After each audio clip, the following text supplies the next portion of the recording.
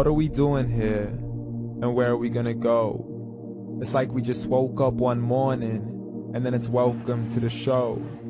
Don't ask any questions, just go with the flow. Make as much money as you can, and try your best not to get broke.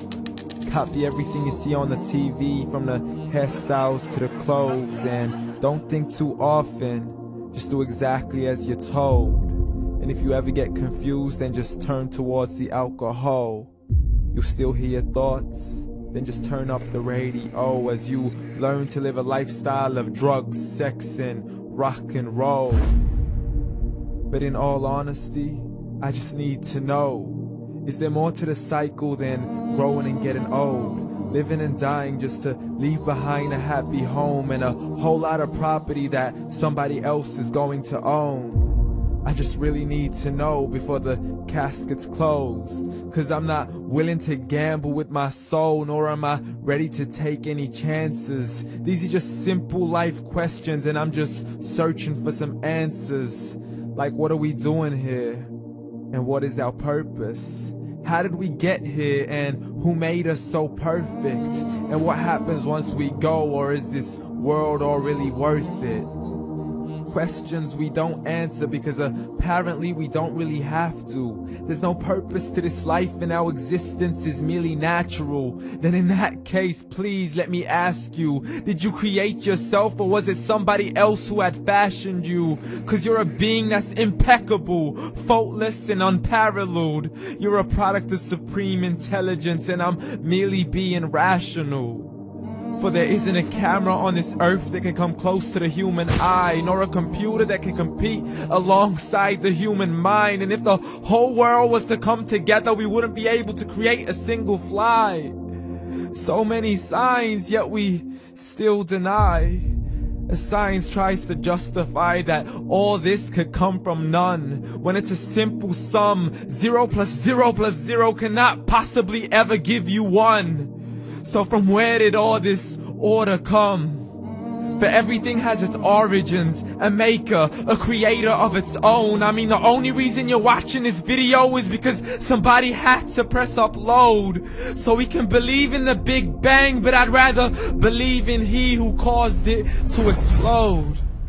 Allah, the creator of everything along with every single soul. The ever-living, the master, the only one who is in control. Unlike his creation, beyond our imagination. And no, he's not a man, nor does he have any partners in association.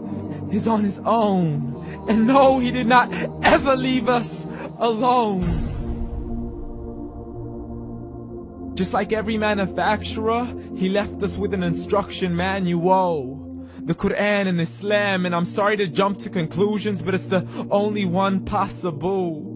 The only definition of God is the one and only supreme being. It's logical, a book with 0 contradictions, with miracles that are both scientific and historical, all revealed over 1400 years ago. Like the detailed description of the human embryo. The descriptions of the human embryo in the Quran cannot be based on scientific knowledge in the 7th century. To the mountains as pegs holding firm the earth below, and the 2 seas that don't mix in a complete separate flow. To the planets in orbit, alternating night and day as they stay in flow. The expansion of the universe and the creation of everything from H2O.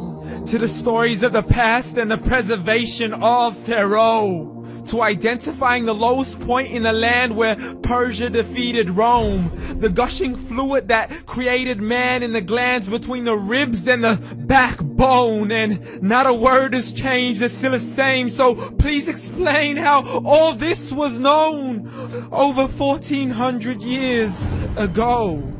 To a man who couldn't read or write, as he would recite whatever the angels spoke. And if you still don't believe, please try to come up with something that's even close. But you can't, so we took God as a mockery and his messengers as a joke. Muhammad could not read or write.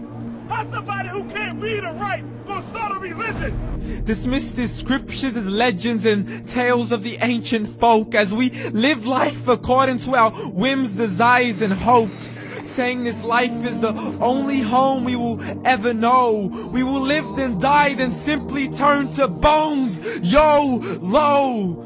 Correction, after the grass dies, the rain arrives and it regrows, and Allah promises to do the same thing to your very soul and bring you back from your very fingertips to your toes, as the all-seeing supreme being watches us so close, and we are surely being tested in our wealth, our health, and our self, and everything that we've been blessed with. So believe, for we will surely be resurrected and be brought back to our Lord and account for every single deed, as He hands us our books and orders us to read.